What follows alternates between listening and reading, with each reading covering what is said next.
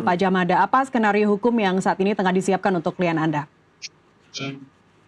Saya kira udah selesai ya, kalau klien saya udah selesai. Jangan lupa loh ya, jangan lupa waktu pengumuman resmi dari Direskrim tanggal 17 April kemarin, jelas dikatakan dari ulang-ulang itu, untuk RHS, artinya RHS itu klien saya Rismon ya, itu telah diselesaikan penghentian penyidikannya dan penghentian tersangka sudah selesai. Dan, untuk tersangka lainnya prosesnya berjalan terus. Nah, itu jelas itu. Jadi kita jangan pungkiri itu, bahkan itu kan terbit 14 April tuh SP3-nya Rismon, tapi kami mau kompres, tahu direktur kan masih sibuk sekali, makanya tanggal 17 itulah kemarin di-announce, diumumkan secara kompres, secara umum. Jelas bahwa saudara Rismon telah dihentikan penyidikannya dan dicabut tersangkanya, dan tapi yang tersangka lainnya itu masih tetap diproses sesuai dengan aturan. Itu haknya Rismon dan juga mereka mengaku siap. Mereka mengaku siap. Tapi apakah klien Anda, apakah Bang Rismon juga siap untuk dijadikan saksi mahkota begitu? Ataupun ahli nanti untuk di persidangan Mas Roy dan Dr. Tifa? Mbak Anas, gini, kalau menjawab ini hati-hati ya, karena ada rekanku Rifai, jadi aku bisa sebenarnya tampil begini pun belum lah, tapi ya nggak apa-apa lah ya. Jadi untuk saksi mahkota kita harus cermati ya. Arti saksi mahkota itu adalah arti yang posisinya. Sebentar Mas Roy. Mas Roy yang jelaskan untuk saya nih. Ya, silakan. Enggak, soalnya tangan lagi begini. Tiba-tiba gitu. Lama lihat berliannya. Gini tuh tanda heart, from the heart. Iya, hati. Silakan. Kalau heart begini kan? Iya. Salah saya. Oke. Jadi kalau untuk tadi mempersingkat waktu ya, jadi kita jangan molor-molor waktu ini, semua singkat semua. Kalau untuk saksi mahkota, kita harus tahu dulu apa artinya saksi mahkota. Yes. Itu saksi mahkota dalam posisi yang sama, umpamanya terdakwa, tersangka, dan sebagainya. Posisinya. Nah, salah satu diambil atau mengusulkan diri menjadi saksi mahkota, menjadi lawan yang dua itu. Itu yang disebut saksi mahkota. Hampir sama dengan justice kolaborator. Oke, artinya klien Anda siap ya, Pak? Oh, enggak, justru enggak. Dengar dulu. Jadi jangan salah pengumuman nih. Sekarang banyak salah pengumuman. Respon hasil kemarin bahwa menandatangani berita acara untuk saksi dalam persidangan. Cuman kemarin yang menjelaskan kurang tahu karena tanpa izin saya menjelaskan. Tapi kalau suatu saat diangkat jadi mahkota itu tentu kalau penyidik setuju atau tidak setuju, monggo gitu loh. Seorang, gitu ya, Mbak. Ya, terima kasih pencerahannya Pak Djamada. Artinya gini, Mas Roy, saksi yang tahu betul dapur Anda. Itu saksi yang tahu namanya betul. Bukan saksi, penjelasan saya bantu ya, nggak apa-apa. Pak Jagir tadi mengatakan bahwa dari timnya ada yang menjelaskan tapi salah. Saksi mahkota itu sama-sama statusnya tersangka. Jadi kalau yang tersangka ada yang mau melawan kami, itu namanya saksi mahkota. Respon kan mendatangi jadi saksi. Tapi yang menarik kemarin pernyataan di salah satu TV yang lain ya, saya dengar percaya Pak Rifai, kesaksian Respon udah gak diperlukan lagi gitu ya. Bagus itu.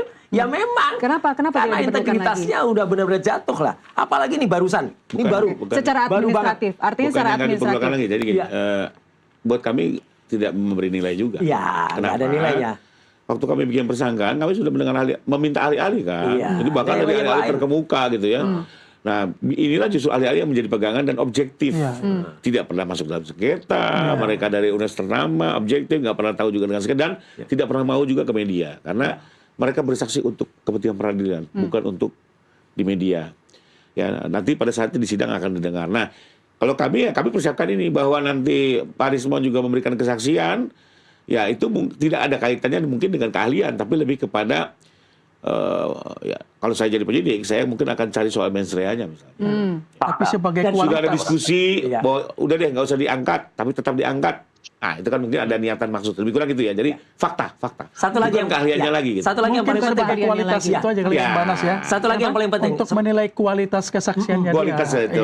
Bahasa jadi, penyidik mau kembalikan waktu itu saya tanya perlu didengar nggak? Wah itu terserah penyidik, terserah jaksa bukan saya gitu kan. Tapi kalau saya dari pelapor yang penting adalah ahli-ahli. Kalau saya ya. Oke, saya lempar dulu ke saya lempar dulu ke Pak Djamada. Ini agak pedes juga sih sebagai kuasa hukum. Kalau saya kuasa hukum Bang Rismon, kemudian klien saya dibilang bahwa pernyataannya nggak penting lagi. Ini artinya tugas Anda juga sudah selesai, Pak Djamada? Oh bukan, tadi maksud rekan DPI, kami kan ada komunikasi, sekarang pun komunikasi kami melalui WA. Artinya gini loh, kami tidak terlalu mengumbar hal-hal yang next di persidangan. Kita tunggu dulu penyelesaian dari Polda ini kejaksaan gitu kan, masih ada tahap 2 nanti, kalau itu baru dirancang gimana saksi yang jelas. Rismon ini bersedia jadi saksi BAP kemarin sudah ditandatangani di depan saya. Baik saksi ataupun ahli ya. Saksi fakta kah? Nggak bisa ahli. Saksi fakta kah atau ahli kah? Itu kita serahkan ke penyidik. Kalau kami kan terserah penegak hukum aja gitu loh. Ahli masih bisa dong. Ahli masih bisa dong. Ahli, tapi ini penting banget. Kemarin di salah satu tayangan TV, ya, ini dia menampilkan gambar ini. Dan ini viral sekarang dengan adanya analisis dari Topi Merah, dan saya pertajam lagi. Apa ini? Dia menampilkan yang namanya watermark. Tapi lucunya, kalau kita zoom di watermark ini, ya ini palsu. Karena nama di sini ada tertulis universitas, bukan Universitas Gadjah Mada, tapi Universitas Gadjah Adam. Nggak mungkin kualitas UGM salah. Ini Gadjah Adam. Ini terburu-buru. Kalau mau menampilkan jangan kayak gini. Ini kualitas apa gitu loh. Jadi ini lagi viral sekarang analisis Topi Merah, dan saya tambahkan tadi bahwa dia menambahkan watermark. Saya sangat yakin Universitas Gadjah Mada yang saya cintai tidak mungkin salah seperti ini. Dengan adanya Gadjah Adam ini. Tapi apakah mungkin Bang Rismon sengaja menampilkan sesuatu yang salah? Makanya itu petunjuk Allah, petunjuk Tuhan. Dia mungkin maunya enggak, tapi namanya orang salah, ngetik bisa salah. Ini udah tayang loh di salah satu TV nasional, dan kemudian sudah kita analisis juga. Nah kalau ini yang terjadi, aduh fatal lah. Ini sudah benar-benar sekonyol itu tulisan makanya itu mirroring kali. Sama sih. Ini saya dapat filenya dari TV yang bersangkutan.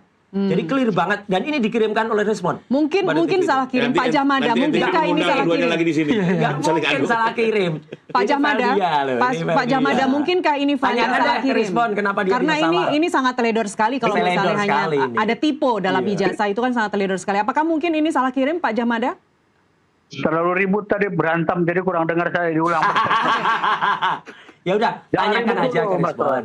Dia salah nggak ngirim filenya? Karena file ini langsung saya terima juga dari Rismon ke yang bersangkutan, TV itu kirim ke saya untuk dianalisis karena ribut. Karena ribut di sosial media. Singkat saja Pak Djamada, silakan. Kadang-kadang Mas Roy bisa juga Universitas Gadjah Mada nama saya muncul di situ. Nggak mungkin Pak. Kalau ini nggak mungkin lah. 11.000 triliun persen kalau itu ya. Artinya 99,9% nggak mungkin salah UGM. Yang disampaikan oleh Rismon kemarin di salah satu TV lah ya. Ya ini. Itulah data itulah data atau dokumen yang dia miliki. Nah, udah. Jadi ini benar dari Bang Rismon ya. Jadi ini benar file yang dikirim oleh Bang Rismon. Kita nggak tahu yang dipegang Mas Roy itu, kita nggak tahu. Yang dikirim ini dari TV yang kiriman dari Rismon. Dipegang Rismon. Ya. Ini sekarang persoalan kita selalu kan, begitu ada sesuatu aslinya berbeda. Udah kalau ini sama aslinya ada. Udah lain waktu kita diskusikan deh. Tapi yang jelas salah. Ya, mana ada Universitas Gadjah Mada jadi Universitas Gadjah. Saya tidak iakan itu yang dikirim Rismon ya. Saya mau kasih tahu sekali lagi. Saya tidak iakan itu dikirim Rismon. Terserah, biar masyarakat yang menilai ya Pak Djamada. Kayaknya Bang Jagir ini yang di mirroring, Bang Jagir tenang aja. Iya, bisa jadi ini mirroring. Enggak, ini pasti salah. Makanya ahli aku menanggapi topik nih ya. Boleh. Apakah perkara bisa dihentikan kan gitu kan? Iya. Jadi gini, sebenarnya kalau kita ikuti yang dimohonkan teman-teman ini kan pengen berhenti tanpa RJ, tanpa apapun kan begitu. Tapi tetap ada pembuktian. Pertanyaannya kembali lagi, mari kita lihat kuhapnya. Tadi kan disebut bisa karena tidak terbukti, bukan tindak pidana atau demi hukum. Demi hukum macam-macam, abolisi, amnesti dan segala macamnya. Termasuk RJ demi hukum, gitu ya. Termasuk daluarsa. Daluarsa, ya. Termasuk satu lagi meninggal. Makanya kalau kasih ilustrasi, ada tersangka 4, satu berhenti semua berhenti. Lah kalau satu meninggal, jadi 3-3-nya ikut menikmati berhenti gara-gara yang satu meninggal. Itu not logic gitu ya. Nah, tapi kembali ke yang tadi adalah begini. Kalau demi hukum lalu apa? Ini kan juga menjadi tidak jelas. Ya, saya coba diikuti sebenarnya mempersoalkan soal lewatnya 14 hari, polisi memenuhi petunjuk. Ya. Sebenarnya itu yang diangkat. Tadi Bang Roy ulang untuk clear. Iya. Nah kembali lagi, ini sebenarnya isu lama, Mbak. Jadi memang di kuhap itu ada sebuah timeline. Penyidik, kalau Anda dapat petunjuk dari jaksa, Anda harus kembalikan dalam waktu 14 hari. That's it. Nggak ada. Kalau tidak 14 hari, maka gugur. Oke. Cacat demi hukum. Ya, Itu nggak ada. Itu lebih ke semuanya moral timeline. kalau gitu, Pak Rifai. Nah, tapi itu faktanya. Jadi di kuhap juga ada satu rambu yang bersifat timeline, ada yang rambu yang bersifat bersanksi. Ya, contohnya dakwaan itu wajib mencantumkan identitas. Tidak terjadi, batal demi hukum. Yang bilang apa? Ayat 2-nya. Jelas.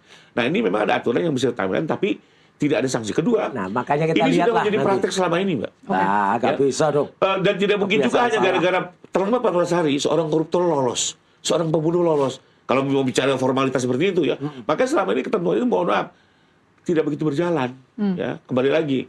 Sekalipun di kuhap yang baru ini sekarang dimunculkan lagi, itu juga sebenarnya titiknya bukan soal 14 harinya. Titiknya adalah kalau bulat-bulat tidak berhenti, maka pilihannya harus dibawa dalam gelar. Ya, gelar perkara khusus. Pilihannya di gelar itu adalah Gelar. satu, gelar pun tidak berhenti.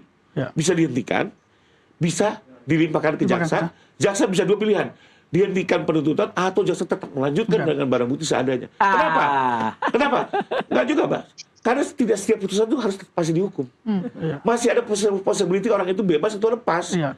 Jadi biasa saja dengan bukti yang kurang, bisa bebas dan lepas. Jadi kalau harus anggap ini harus sempurna, berarti dari awal kita sudah berpikir orang itu harus tervonis. Ya.